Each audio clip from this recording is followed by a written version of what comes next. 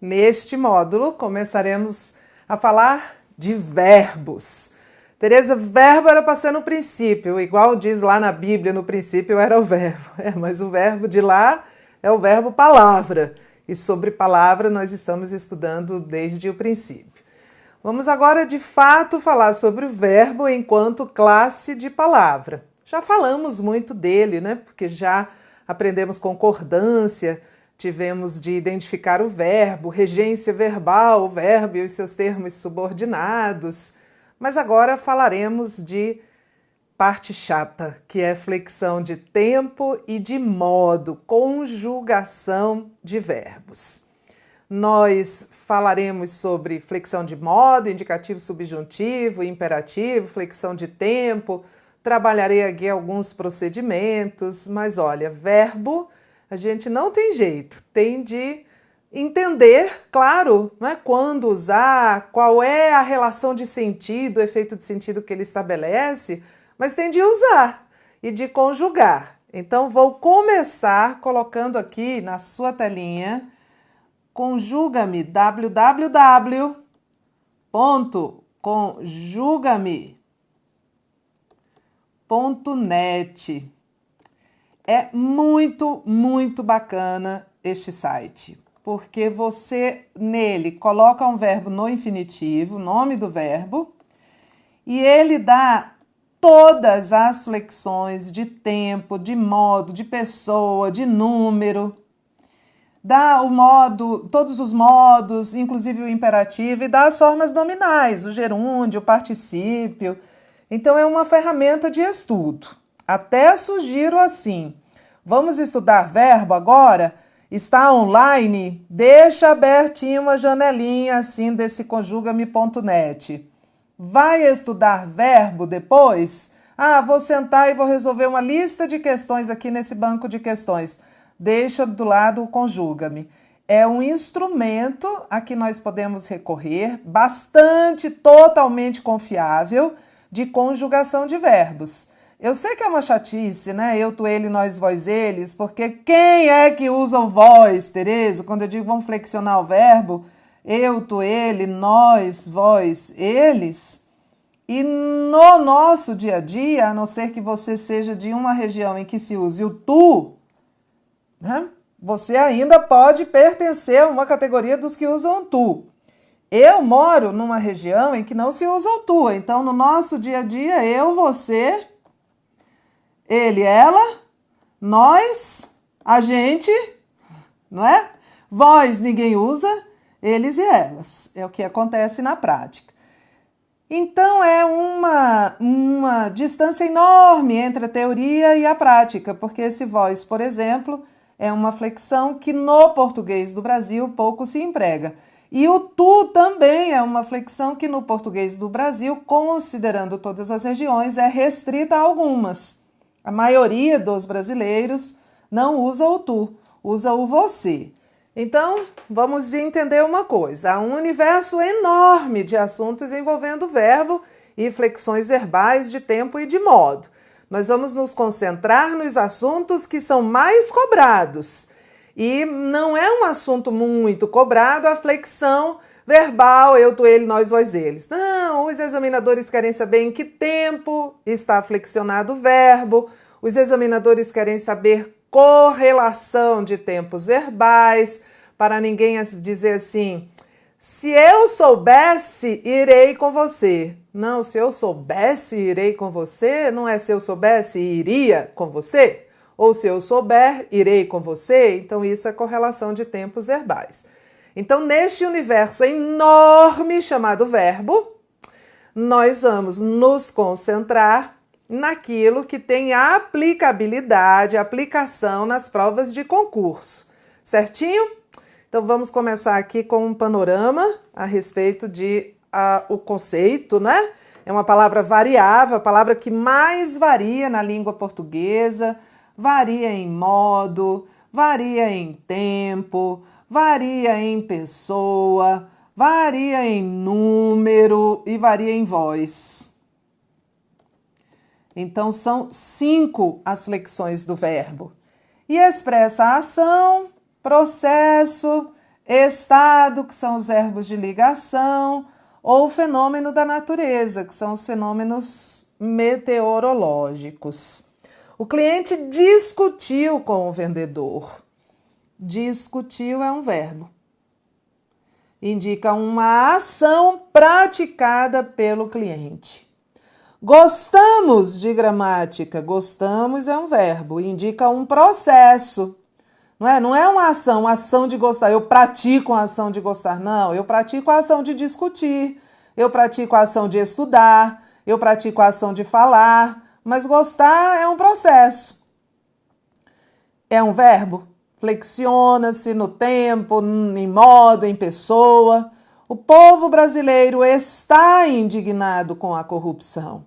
É um verbo, indica um estado, é um verbo de ligação. Liga o sujeito ao predicativo do sujeito. Sujeito, verbo de ligação, mais predicativo do sujeito. É quase uma equação sintática de tão frequente.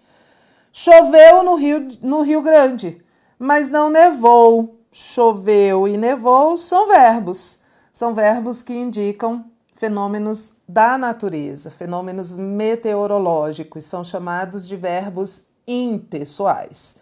Então, os verbos indicam ação, processo, estado ou fenômeno. Os verbos que indicam estado são os verbos de ligação. Certinho? Conceitos gerais de verbo. Formas nominais do verbo. As formas nominais do verbo são 3. As formas nominais do verbo são o infinitivo, que é o nome do verbo. Quando você quer saber a conjugação de um verbo lá no Conjuga-me, você digita numa janelinha o nome do verbo e o nome do verbo é o infinitivo. Gerúndio, que é uma forma nominal do verbo. O gerúndio, que é o NDO, estudando, falando, construindo. E o particípio, que é também uma forma nominal do verbo. Vou botar um E aqui, porque é um rol taxativo. Infinitivo, gerúndio e particípio. O particípio, que é aquele que, para o particípio regular, tem uma terminação ado ou ido. Estudado, sorrido. São formas nominais do verbo. Quando elas aparecem nas orações, sem conectores, as orações são chamadas de orações reduzidas. Certinho? Conjugação verbal. Conjugação verbal, a que conjugação os verbos pertencem? Então, os verbos podem pertencer à primeira conjugação, que são aqueles que terminam em AR, cantar, estudar, namorar, contemplar, gostar, fabricar. É a maioria dos verbos em português é de primeira conjugação. Segunda conjugação, que são os verbos que terminam em ER, e os verbos que terminam em IR, IR é terceira, OR. Então, ter e os verbos dele derivados, manter, deter, escrever, são verbos de segunda conjugação, e os verbos por, com acento, o verbo por, no infinitivo tem acento, para diferenciar de por preposição, um dos poucos acentos diferenciais que existem na língua portuguesa atualmente. Supor, são todos de segunda conjugação. Tereza, mas olha, a segunda conjugação eu achei que fosse a segunda vogal. É, I, O. Primeira conjugação, primeira vogal, segunda conjugação, ER. Mas entram os que terminam em OR. Sabe por quê? Porque num passado muito distante, o verbo por não era verbo por, era verbo poer. Num passado muito distante da língua portuguesa, os verbos que terminam em OR, na verdade, terminavam em OER. Então, eles são, historicamente, verbos da segunda conjugação. Com o passar do tempo, ao longo dos anos, dos séculos, esse é desapareceu e aí só ficou por por uma questão de eufonia, o bom som. Mas aí está a origem o motivo, né, a justificativa de os verbos terminados em OR pertencerem à segunda conjugação, porque todos eles um dia já terminaram em OER. E os verbos da terceira conjugação, que são os verbos que terminam em ir. Partir, sorrir, são os verbos que terminam em IR. Partir, sorrir, esculpir. São poucos. A maioria dos verbos termina em AR, são verbos da primeira conjugação. Depois, os verbos de segunda conjugação, terminados em ER. E depois, em termos de quantidade na língua, os verbos terminados em IR. Não há verbos terminados em UR. Então, não há verbos nem da quarta e nem da quinta conjugação, né? Da quarta conjugação seria os terminados em OR, mas pelo motivo que eu já apresentei, eles estão na segunda. Verbos regulares, irregulares e anômalos. Anômalos, nós temos dois verbos, unanimemente anômalos, o verbo ser e o verbo ir. Cada pessoa de cada tempo se conjuga de uma maneira diferente. Não há nenhum padrão. Eu sou, tu és, ele é, nós somos. Tu foste, nós éramos. Olha só, não há nenhum eu fui, eu vou, eu ia. Não se mantém nenhum padrão. Eles são completamente diferentes, assim, uns em relação aos outros, dentro da flexão. Os verbos regulares, eles mantêm um paradigma. Eles mantêm um paradigma, um protocolo de conjugação. Vou usar o nome paradigma, porque ele é o mais usado. Por exemplo, verbo estudar. Em todos os tempos, de todas as pessoas, de todos os modos, o verbo estudar mantém, primeiro, um elemento fixo, que se chama radical, que está presente em todos. Estudar, estudo, estudei. Comprar também é um verbo regular. Tem o mesmo radical em todas as formas. E aí você vê, ó, comprou, comprei. São verbos que, para os tempos e os modos, apresentam as mesmas terminações. Então, todos os verbos regulares de primeira conjugação se conjugam, por exemplo, no pretérito perfeito do indicativo, na primeira pessoa com esse ei. Estudei, comprei, adorei, manifestei, namorei, amei. Esses são verbos regulares, entendemos? São aqueles em que, para todas as flexões de tempo e modo, mantém-se um elemento fixo, que é um radical, e muda-se só a chamada desinência, que é essa parte que se agrega ao radical, e essa desinência é fixa. Se a gente decorar quais são essas aí, é decorar mesmo. Você já estudou língua estrangeira? Já estudou inglês? Eu, há 2 anos, comecei a estudar francês e tive que ralar para aprender. Tenho, né? Estou estudando, é um processo, e tenho de memorizar muito essas terminações verbais dos verbos regulares no francês.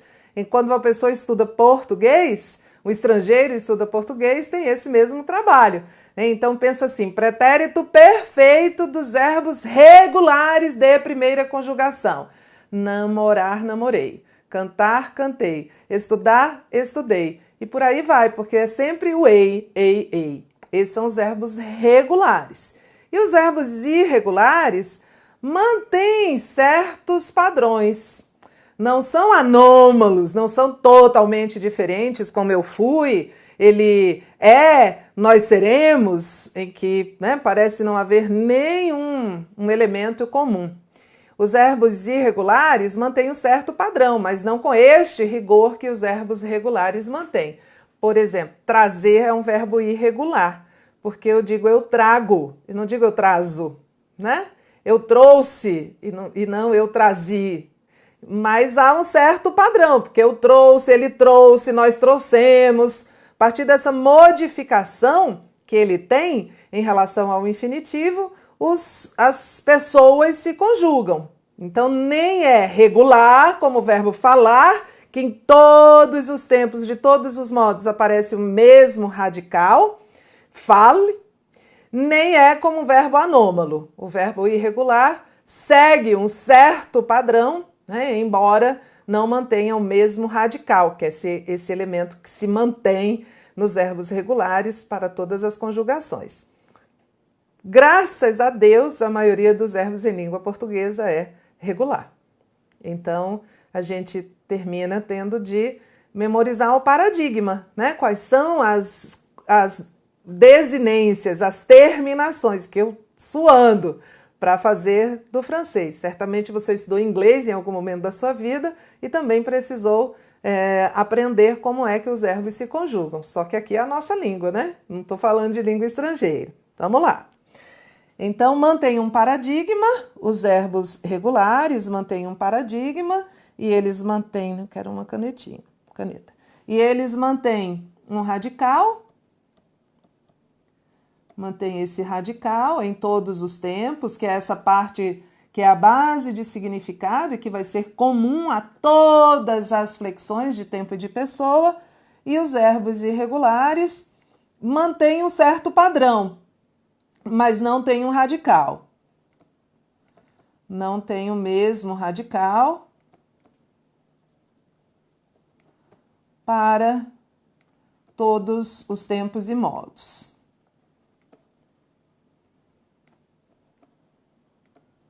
Trazer é um verbo, é um exemplo de verbo irregular. Verbos anômalos nós temos dois, o verbo ser e o verbo ir, que não seguem qualquer paradigma, qualquer lógica, digamos assim, de conjugação.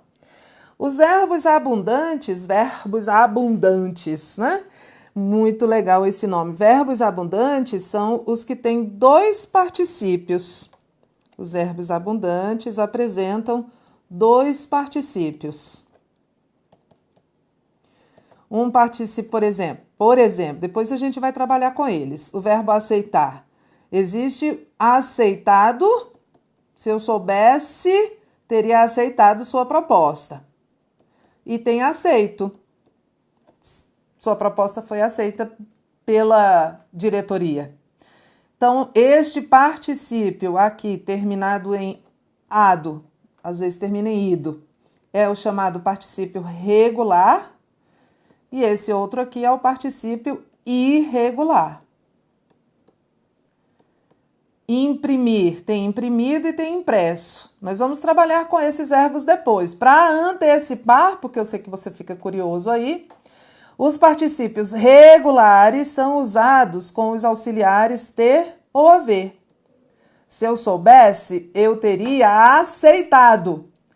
E o particípio irregular é usado com os verbos ser e estar. A proposta foi aceita. Mas nós vamos falar sobre isso depois. Isso aqui é só um panorama geral aqui para você ter uma ideia. Verbos defectivos são verbos que apresentam defeitos. Defectum significa defeito. Então, eles apresentam defeitos de conjugação, quer dizer que eles não se conjugam em todas as pessoas de todos os tempos. Não se conjugam em todas as pessoas de todos os tempos.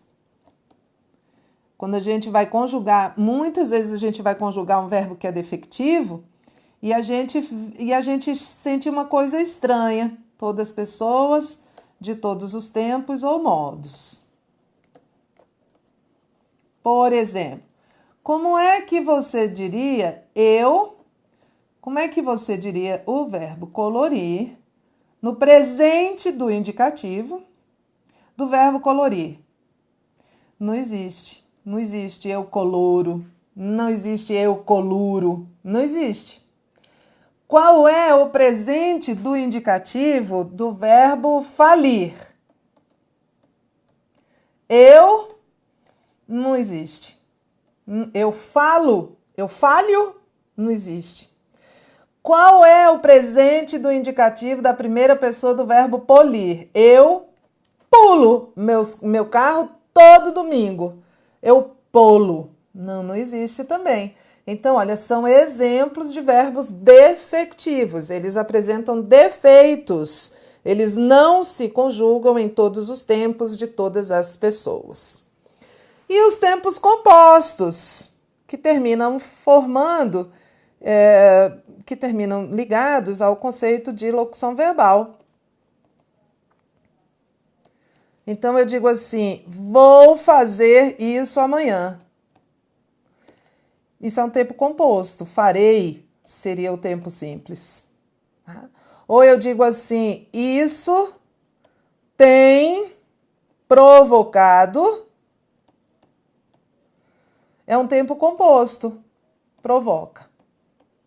Mais de um verbo tem a ver com o conceito de locução, não é? Mais de um verbo, todo tempo composto é uma locução verbal. Nem toda locução verbal é um tempo composto, né? Aquelas locuções de verbos de vozes verbais, de voz passiva, o trabalho foi feito é uma locução verbal, mas não é um tempo composto. Tempo composto só quando indica tempo mesmo. Isso aqui é futuro, isso aqui é presente, tá? Flexões verbais. 5. Os verbos flexionam em modo, tempo, vozes, pessoa e número. Isso aqui são assuntos que não são contemplados agora, porque vozes verbais já há um módulo só para elas. Flexão de pessoa e número é concordância. Então, neste módulo agora, em que nós estamos falando de verbo, nós vamos falar basicamente de flexão de modo e de tempo. Flexão de número e de pessoa é regra de concordância. O verbo concorda com o sujeito em número e em pessoa. Flexão de modo, modo indicativo, subjuntivo e imperativo. Qual é a diferença, Tereza? O modo indicativo indica uma certeza, um fato. O modo subjuntivo indica uma hipótese, uma possibilidade ou uma concessão. As orações concessivas pedem, em regra, o modo subjuntivo, concessão. E o modo imperativo expressa ordem, conselho. Se eu disser estude mais, estude verbo, é tão interessante, não é uma ordem, é um conselho ou súplica. Não me mate, eu digo, não é um bandido. Não é uma ordem, nem é um conselho, é uma súplica. E aí vai depender muito do contexto.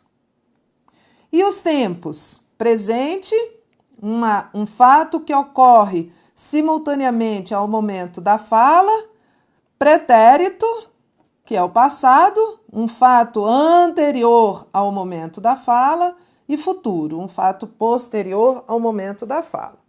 Vamos lá. Se você fizer os exercícios, aprenderá mais.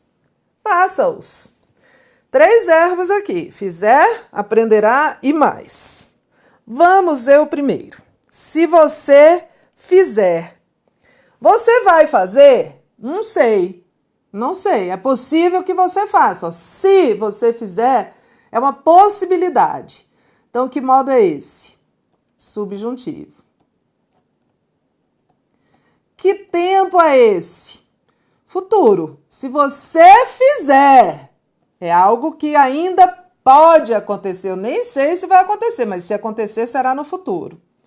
Que voz? Ativa.